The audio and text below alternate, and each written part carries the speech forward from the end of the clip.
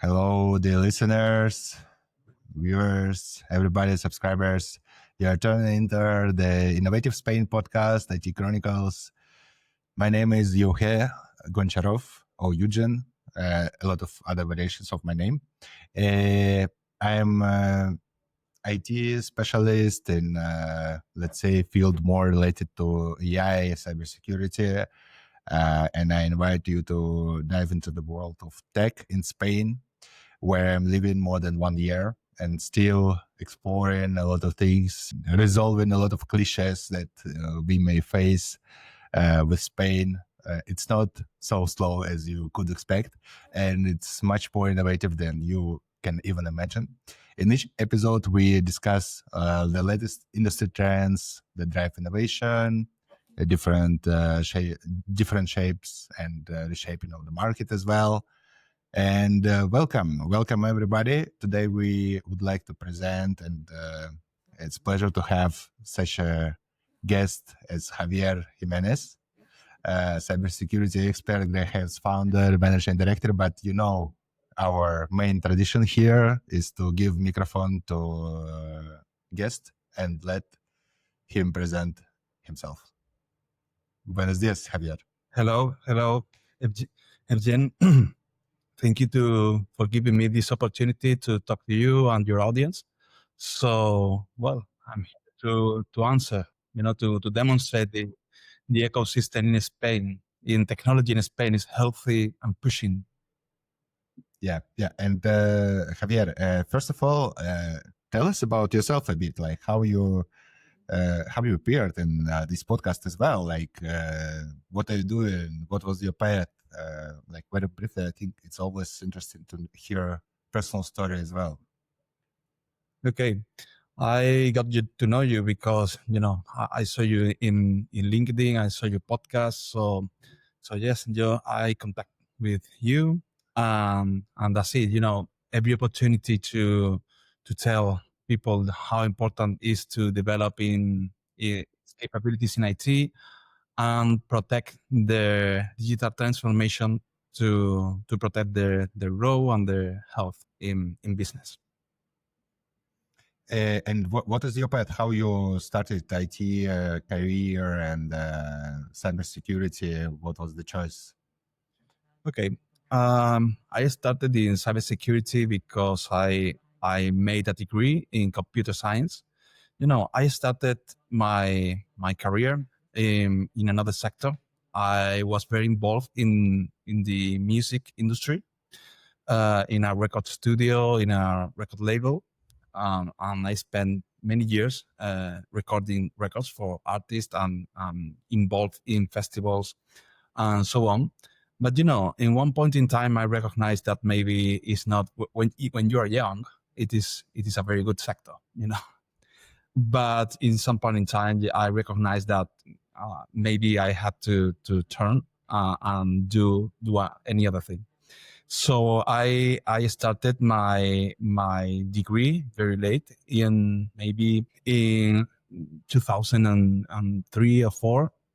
And then I started a cybersecurity career because I recognized that there was having a change in digital transformation. This digital transformation had to prevent the risk that the proper digital transformation brings. So then I started. Finished my degree. I worked for several companies. And then I decided to start my own company in 2013, I remember. And from that time, or since that time, I've been pushing and helping other companies to strengthen the digital transformation. Very interesting, Javier. But just to clarify for our audience, so you were working in musician studios and recording studios, like what was your profession? Like what did you do? I was a partner in a record label, but as well we had a record studio, and I was sound engineer. So I was doing the engineering. So it was a rock star, right? No rock. I was playing in a band called Wow. Limousine. I have several records, or we have several records that was sold in We many will put countries. this in our description for sure, if it's possible. Yes, yes, of course. We had all our records are published in Spotify and Apple Music. So we have several records. It was my music career, but also I started another career as a record engineer, and we have several references for pop music, rock music, and even flamenco. And that's it. But it was like until maybe 2010, and then How old were you? How old were you at this point? in 2010, Yes. I don't remember, 35 or 30, yes, 35, and then I moved to So cybersecurity. you moved rather mature, like when Yes. you were a bit rather mature. Yes.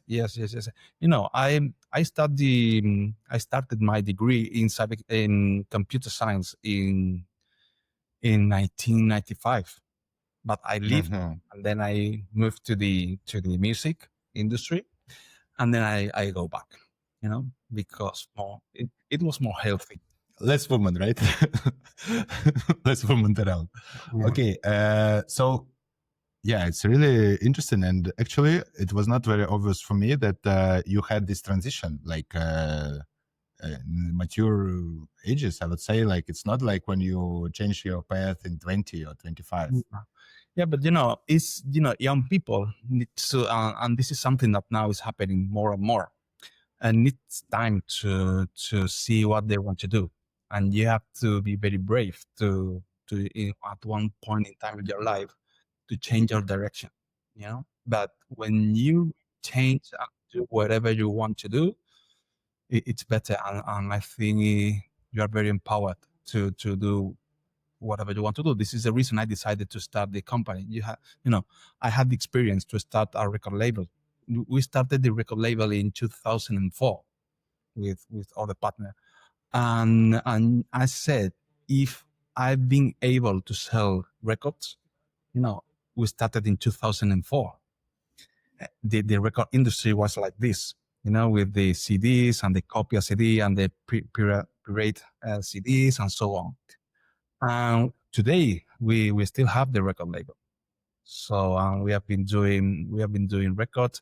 And I said, if I've been able to sell record label, so record or music, maybe I'm going to be able to sell cybersecurity. And this is the reason I started the company. What is the difference in the selling records and cybersecurity products? There is no difference. I'm Only audience. No, I'm not very advocate to it. Selling is always the same.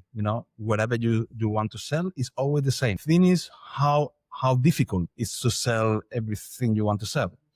To me, to sell music is the most difficult thing to do.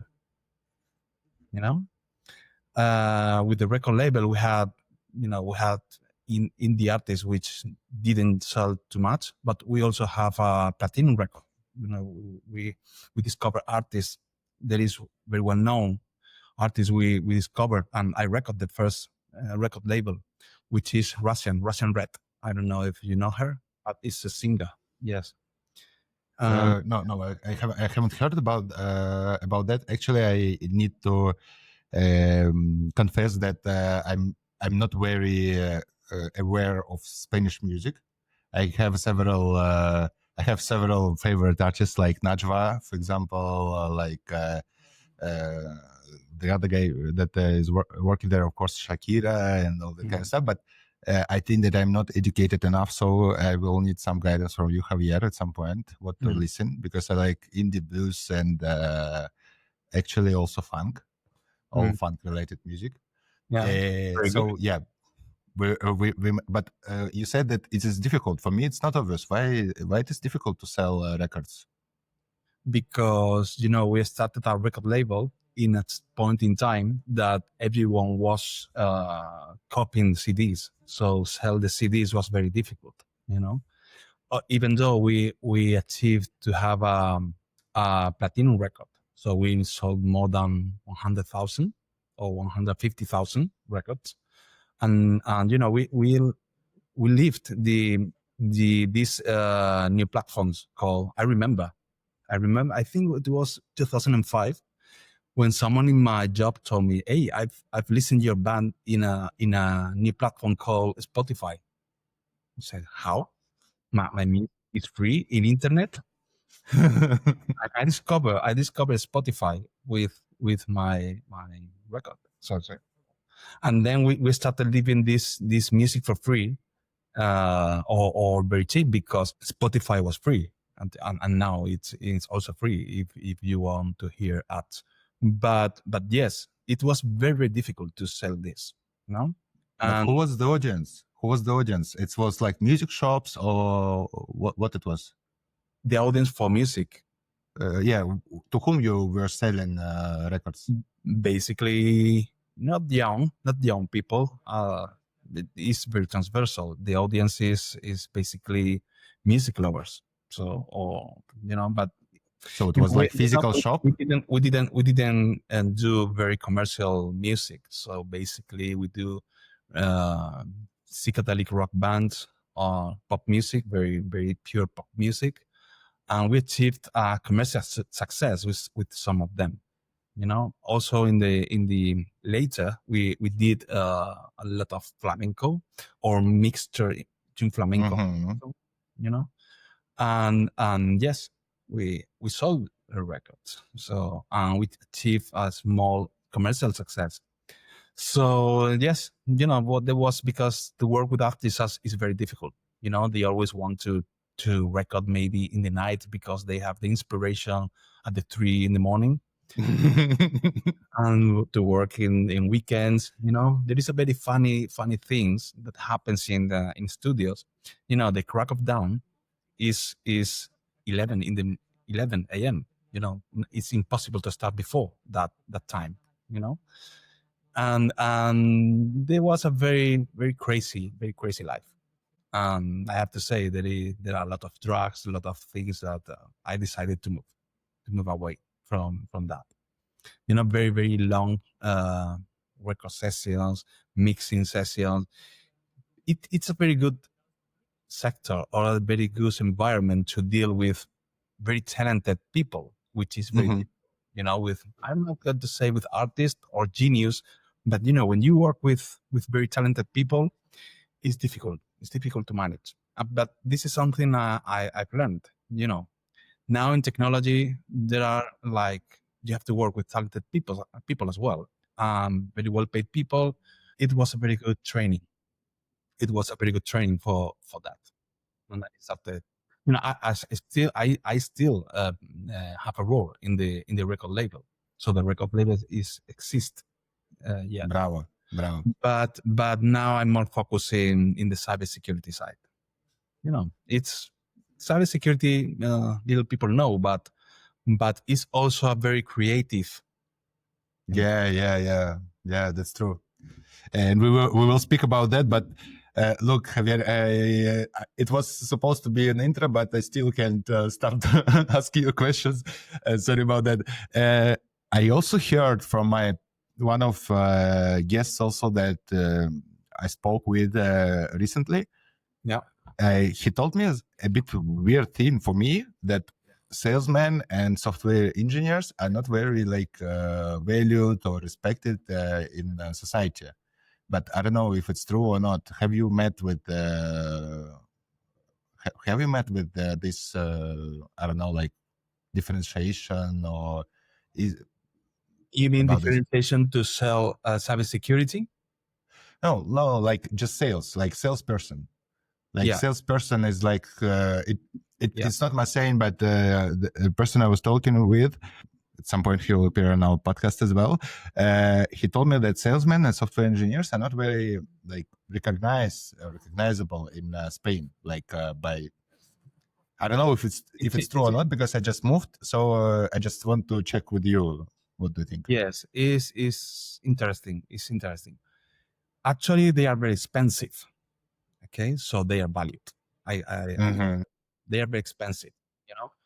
The thing is, when you sell something that nobody understands, it's very difficult to be recognized. Mm-hmm. In cybersecurity, is even worse. Because basically you are selling something that Could happen. could happen, but it's not it's not real. You're not seeing a criminal. But sometimes you see it. When you see it, you don't need to make any effort to sell because you understand what does it mean. Exactly. You're not seeing a criminal in front of you about to steal your. Yes. So, but the thing is, you have to convince them that actually they are there, and they are stealing you. So basically, and you're asking money for nothing. I'm good. I'm healthy. I don't need you. Because now I'm healthy. Yes, but maybe tomorrow you are not going to be safe, or you're not safe now, but tomorrow you are going to pay the consequences of that. So this is a reason they are not valued. It's not that they are not valued; they are not recognized. They have to be creative enough to demonstrate the value. This is a reason the good ones are so expensive. When you sell food or you sell an event or a spec or whatever, but you are seeing, if you sell a chair, you are seeing the chair. When you are selling a house, you're seeing the house. But in security or even digital transformation, Mm-hmm. install the software because your company will be more productive or will be more efficient to manage. I'm good with my Excel spreadsheets and good. Well, how many it cost? 200 or 200,000 or whatever. I'm not seeing this, so it's difficult. It's difficult to sell it. And how you overcome this? I mean, like how you manage with this? Like how do you manage to do it?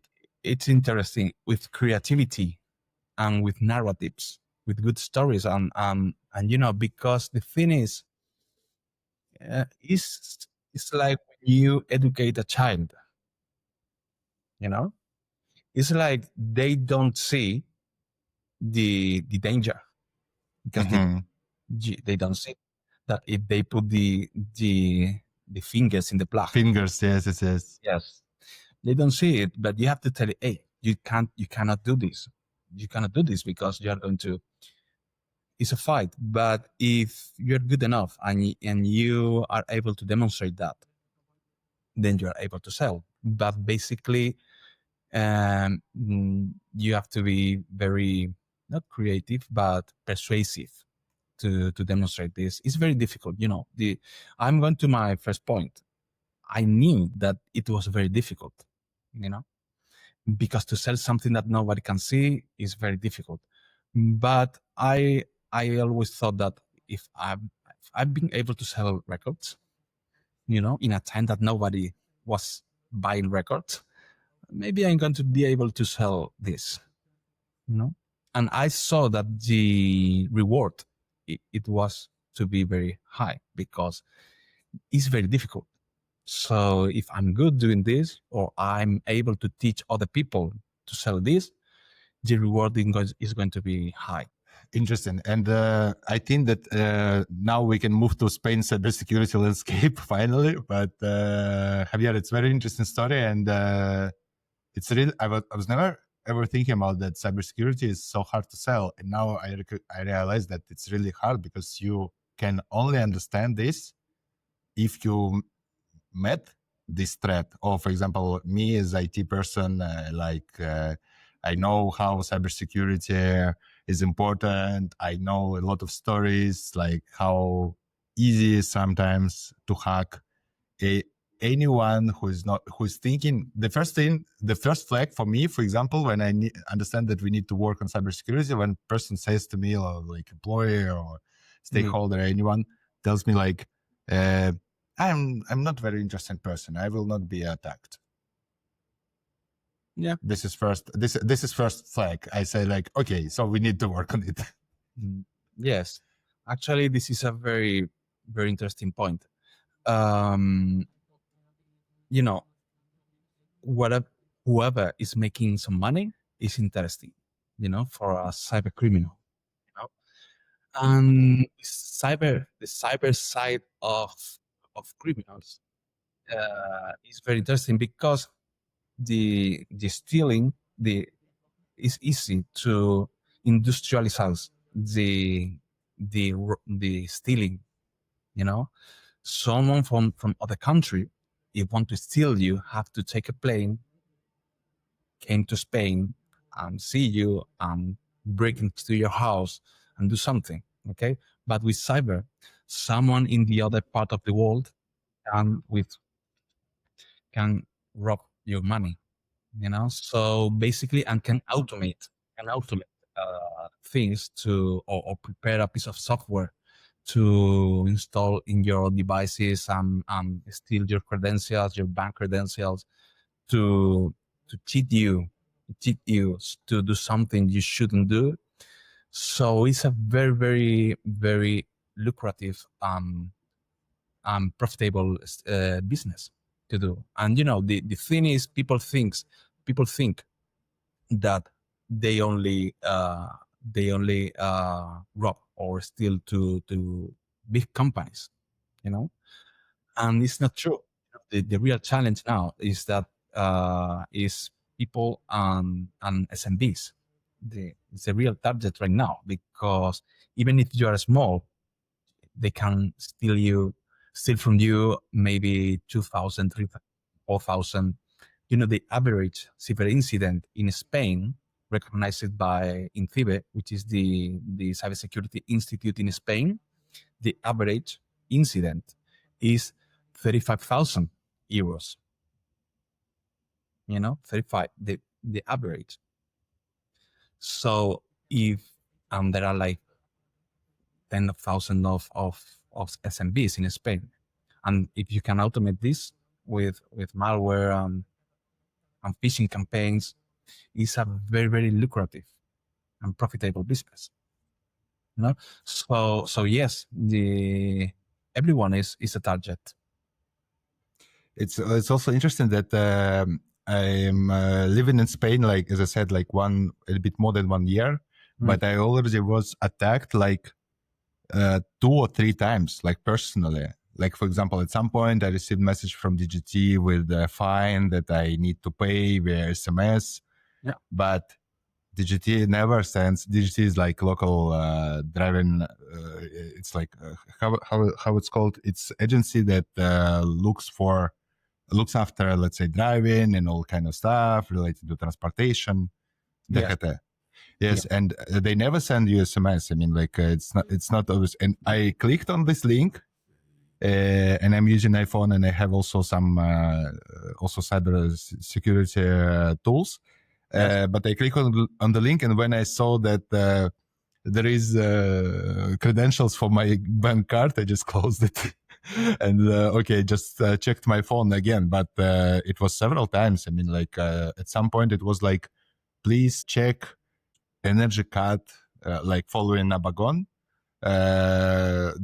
There is expected energy card. Check your check your balance of utility bill or something to avoid it or something. A lot of crazy stuff, but it was like it's everywhere. Like even for me, even I mean, like I'm just recently joined. I mean, they don't see me like citizen, for example. Yes. The thing is the ratio of success of this kind of attacks. They can do, to send an SMS is very cheap. To send 2,000 or 200,000 emails is very cheap. Actually, it's cheap. It's free, almost free. And what is the ratio of success? If you do bad, maybe 1% or less than 1%, but if you send 2,000 emails and you still average to regular people, okay, to common people, maybe 500 or 600, you have a very good business, because basically this is easy. And there is another thing which is called social engineering. I don't know if you know the term. They basically are cheating techniques. Okay, they are very sophisticated, even if it could seems that they are, because they send me an link. I know that the link, but they are getting more and more sophisticated. Okay, And with AI as well.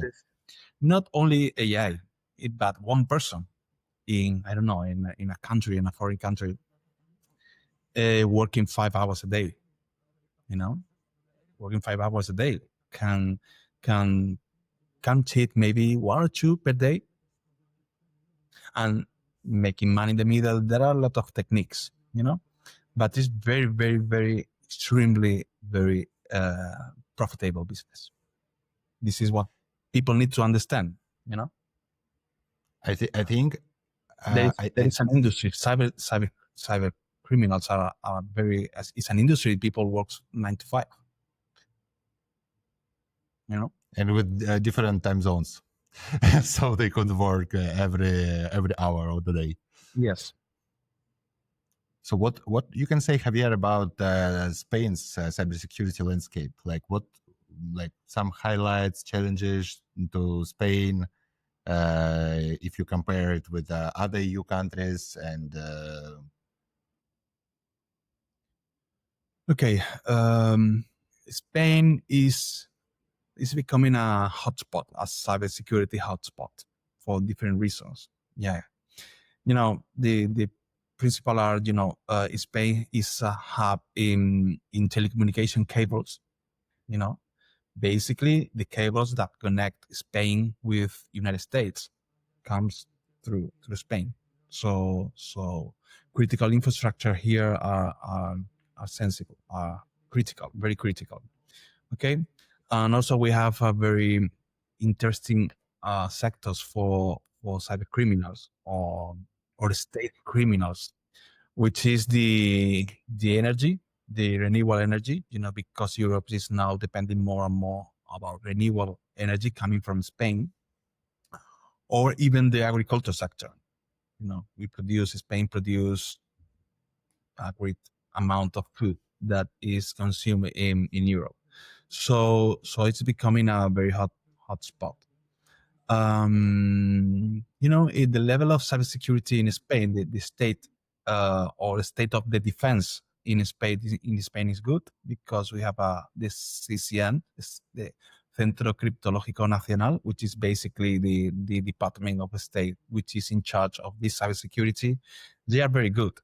I have to say that maybe one of the better in, I don't know if in the world, but they are very, very, they start very early. In Spain, we started with the data protection law. We have one of the first in the world at the beginning of the 90s, and then the rest of the world have been copying this. We started with laws for example, managing the identity with digital certificate, digital signatures. We started very, very early. And now we have a very healthy ecosystem for defense. This is one thing. But my vision is that even if we have achieved this in the public sector, which is actually the most attacked sector. The public sector and the universities is the second, and the health system, hospitals and so on.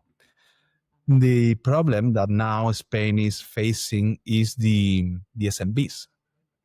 The SMBs, Spain is very well known because we have a lot of SMBs. I think the 98% of the GDP is coming from SMBs, and they are totally unprotected, because they don't know they need it. They don't know they need it because they never have an incident and so on. Very interesting challenge to protect this. Actually, my company is focused on this, because we see which is we need to, it's a kind of defense duty we have. And I go to the first point, we need to convince people that they are targets, and maybe if they get 500 from you, 3,000 for the other, money for everyone. The aggregation of this is a huge amount of money. But why SMB is not protected? Just because they don't believe that they're at risk, or like why it is so it's so low in your opinion? It's because the digital transformation they are doing is very recent. It's very recent. They are still spending and paying the digital transformation they've done. So the vision is they should add the cybersecurity in this digital transformation process. Okay, but most of them they didn't. So now they have to spend more in this part, and now it's like, I've paid whatever 1 year ago, the ROE is still not happened, so now I have to spend more, and they don't see it. They don't see, for example, that now they are doing bank transfer in 3 clicks. All the money they have is protected by a password, which basically is very easy to pass. One of the things I'm very focused, I'm doing webinars, so on, is in the multi-factor authentication. This second factor in which you put a second code now is mandatory. If you have an ERP, a bank account, whatever, a Gmail, email, whatever, you need a multi-factor authentication because passwords are very weak. It's a protection that is very weak, and it's very easy for the civic criminal to bypass that. So this is the reason. Basically, to sum up, is everything is happening very fast. People don't go that fast. Okay. It's interesting also. In the meantime, there is an opportunity for them, basically. That's something, Javier, that I wanted to say. I guess there is also state programs for like digital kit or something for SMBs and for individual entrepreneurs as well. So there is some support from government as well to for digital transformation for cybersecurity as well, as far as I understand. Yeah. Like, have you noticed some impact of that in your, let's say, Grey Hats business? Yeah, of course. From governments coming from Europe, even I'm going through the states, to every state. They are putting lot of funds because basically they want to bypass exactly what I said before, that people don't want to spend more money in cybersecurity. So the governments are trying to push this, putting money basically and subsidizing this cybersecurity spending. Okay. Now, because what come next is our regulations. Most of people knows the GDPR, which have very high fines. So if you do not comply with this, or you have or data exposure or whatever, But now, this year comes the NIS2, NIS2, which is basically a cyber resilience regulation. Okay, basically, the states are defining critical sectors in which, if you are an important or essential company, you cannot stop. Okay, now nobody can make you stop. For example, these critical sectors are energy, transportation, R&D, medical, public administration, or agriculture, so on. That basically they want to protect these industries to be stopped, and there are two ways to do that. They can convince you, hey, you have to invest in your cybersecurity because it's very easy for some a bad actor to stop your factory. okay? Your milk factory, for example, or your oil factory or whatever, okay? And they are forcing, but if they try to convince, they are not going to be successful because it's like, okay, yeah, tomorrow, I will do this tomorrow, next year. I have this, but for the next year. This is an opportunity. And then what they are doing now, what the governments are doing now is basically to warn. And the next year there will come this new regulation called NIS2. There are others, for example, DORA or the Cyber Resilience Act. Okay, there are lots of regulations that are about to come that have very, very high fines. Okay, even inhabilitations, or even there is a very funny thing that is called the hall of shame for CTOs. The hall of shame, but basically, if you are not compliant and you suffer a cybersecurity event, your name will be in a list, public list of shame. You know, so this is the level and the effort that the European Commission is going to push this. You know, this awareness of these conscientization levels. Okay. Yeah, interesting even for me, given that I have some understanding how things work, but it's a lot of things that I haven't know. But could you bring a bit more light to the picture and elaborate more about Grey Hats? Like, what are you exactly doing? What products for SMB protection do you have, and like what is value proposition? Yeah. Okay. Yes, we have basically we operate. We are a company from Cordoba. Cordoba is a medium-sized city in the south of Spain. We are surrounded by basically the companies we have are SMBs. Okay. We started 10 years ago or 13 years ago. Okay. Cybersecurity 13 years ago was matter of enterprises, okay, or medium large companies. Okay. Actually, we emigrated to Germany in 2017 because the only big companies we wanted to work was in outside of Cordoba.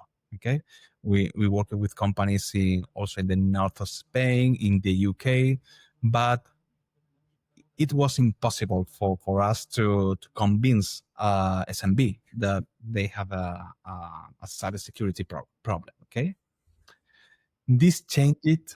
It was a new turn, completely changed it in the pandemic. Okay, in 2020. Okay, then in the pandemic, something happened that SMBs started to be attacked and regular people. Okay, I've seen, for example, I had a case a couple of months ago that a person that they was the her digital certificate was stolen. Okay, and they sell their house. Okay, so yes, it's possible. So they rented apartments in beach houses, and yes, it's very, very profitable. And yes, but in coming from or since the pandemic, SMBs started to be attacked. Okay, so we started to develop a platform and a solution for this, because all the vendors, the good cybersecurity vendors, was and still are focused in big companies. Okay, so good solutions are not easy if you are an SMB. Okay, for example, brands like Palo Alto, Netcope, SentinelOne, CrowdStrike, Proofpoint, they are like the number ones in cybersecurity, and they have a very good solutions. But you have to be a large company, because, for example, if you want to protect your email, the minimum package you can buy are 500 inbox. Okay, 500. So you have to have minimum 500 inboxes to protect. So it was very, very difficult. So we started to work with them because we have been working with them since 2013. and we managed to convince them through a wholesaler here in Spain called Exclusive Networks, which is a wholesale company, to make this available to smaller ones.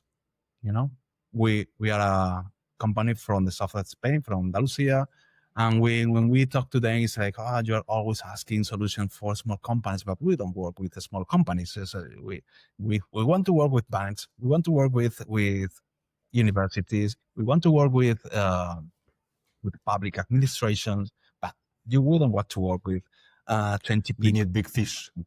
With 20 people company. They have to take care of themselves, you know? And we have been working with this solution. Now this platform is called Right Hat Protection, which is a very simple name. Okay.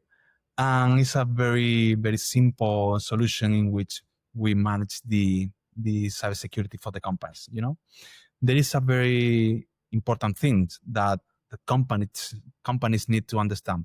The security, one of the principles they have, the cybersecurity have, it has to be a differentiate function.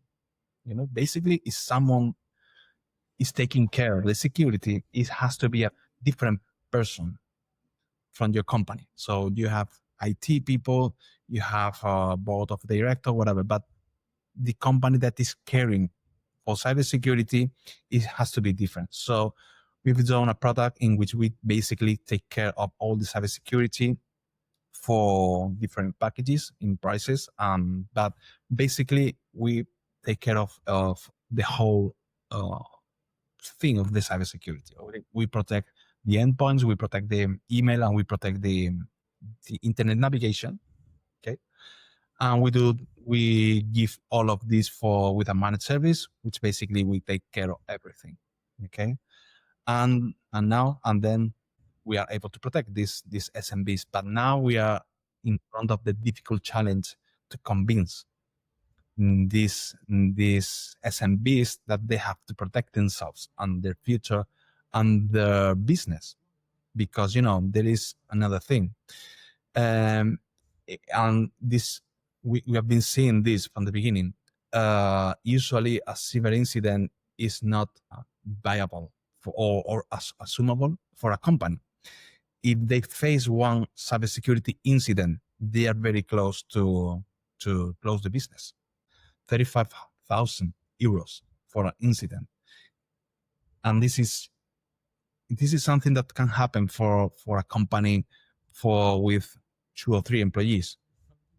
You know, it's not viable. So the risk is very high. It's very high.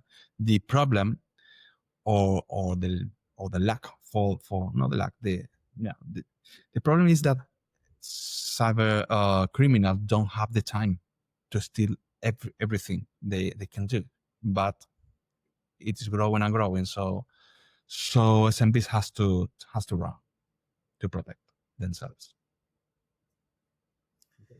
Yeah, sounds really interesting. Also, I saw on your website that it's very it's very clear what you will receive. Like if you buy this product or another one, so it's very clear like what artifacts, for example, you will receive, which is actually really good, like to understand when you pay for something that you can't really understand. Yeah. So yeah, it's interesting. And how it's different, how the product is different for, let's say, SMB for 10 people, or like, for example, for me, I am autonomous, or like for SMB that is up to 100 person. Let me tell you, the thing is, there are not companies offering this for SMBs. So it's funny, but our competitors in that landscape are, for example, Telefónica. Telefónica Tech have a product for this, but the service is not very good, I have to say. And you can ask whoever have this product. Okay. Basically, they have a very large customer base and they offer cybersecurity, but the other one is Santander Bank. The banks are taking care of the cybersecurity of people because the law makes the bank pay if a cyber criminal steals your money. Okay. Wow. So they are pushing because they have to pay in some cases. Okay. But there are not too much companies that are doing this cybersecurity protection for SMBs. You know, there are IT companies, there are computer system companies, but not cybersecurity companies doing this protection. Because basically it's new. You know, I'm telling you that this started to happen 3-4 years ago. So, and companies, you know, there are a lot of subsidies as well for digital transformation. You know, so they still are in this phase. And now you have to have the other phase. You know, so this is the thing. You know, the problem is here is not competence or competitors. This the Education of market. yes, it's a new market, so you have to convince the market that the product is needed. You know, this is interesting. And just let's try together to break the ice of the audience as well. And could you tell us a story like when there was recent cyber attack, Grey Hat's work prevented it, and also you may cover topic about recent big leakage of passwords, which was from the main sources. Also, maybe some advices. What to do in such a case if you see that your service was, let's say, attacked and there is a leak. Okay, do you mean the leak from last week in Yes, which yes. billions of passwords? Yes. It's a very interesting point because there is something that maybe people don't know. Okay. Okay, let me start saying that cybersecurity is something that is better to approach from the preventive side. Okay. So basically, if you ask me which major incident you are stopped, I don't know because which I made was put the means that this doesn't happen. Okay, if something happened, it's because somebody didn't do whatever. Okay, and yes, we help to recover, we help to sanitize or get or close a door that was open. Okay, but that's it. The problem is to prevent this to happen. Usually people don't know that people doesn't know what is happening. Okay. For example, it's interesting that news that came the last week or 2 weeks ago. Okay. 16 billion password has been leaked. Okay. Okay. Most people think that this 16 billions password has been stolen from a big company because the news was Apple. There are a lot of password of Apple and Facebook and so on. Okay. The interesting thing from this news was that this 16 billion password has not been leaked from a big company. It has been leaked from computers of people. Okay, via malware, via info stealer. The technical name is info stealer. Basically, there are malware that is installed in our computers, and then it leak your password and aggregate in a database. This database is sold in the dark web. Okay, and what these people did in the past, this 2 weeks ago, was an aggregation of those databases. Okay, and then they joined those databases, and they say, "Hey, I have 16 billion passwords." Okay, but the thing is, when someone steals a password from a company database, the password is not stored in clear text. Okay, it's stored in something called a hash. A hash is a function that encrypts in some way the password. So they steal this. They don't have your actual password. Okay, they can some way guess it, but it's very difficult to that someone takes your real password. Okay, because all the companies have this process of hashing the passwords.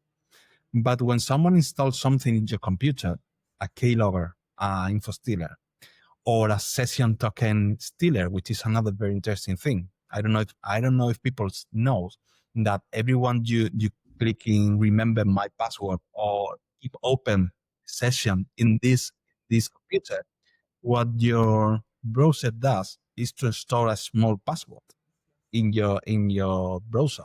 Okay. And if someone steals this password or this token, security token, and they can get into your Facebook account, for example.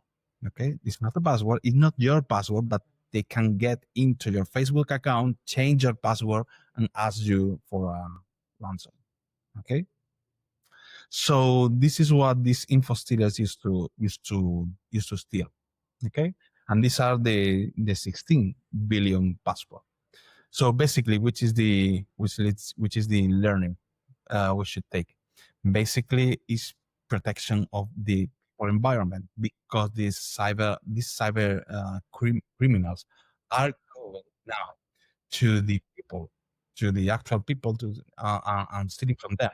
You know, um, this is the reason they need to protect. They need to protect. You know, the good news are that it's easy and it's very cheap to protect themselves. The only thing they need to know how to do that and put the means to avoid this. You know, for example, there are best practices. For example, change your password every 3 months. You know, take a mental rule to change the one number or whatever in your password. But change your password. Close your session. You know, or use incognito browsers. But every 2 weeks, close the session and re-enter again. You know, this change the security token you have in your browser. And if someone has steal you your security token and is in a database in a dark or just in a dark web, they're not going to be able to get into your Facebook or your Instagram account. Okay, use multi-factor authentication methods. These are like best practice, or learn how to recognize some social engineering attacks. This is one side, and the second side is very easy to put you or install basic security. Basic security for email, for devices, and for internet navigation. Okay, but yes, they need to know, and let me say, they need to get, or people need to get professional advice. Okay, and this is another vulnerability people have. You know, they used to ask, or they used to go and buy the cheap thing, or hey, this antivirus is free, and this is an antivirus, so it should stop whatever virus I get.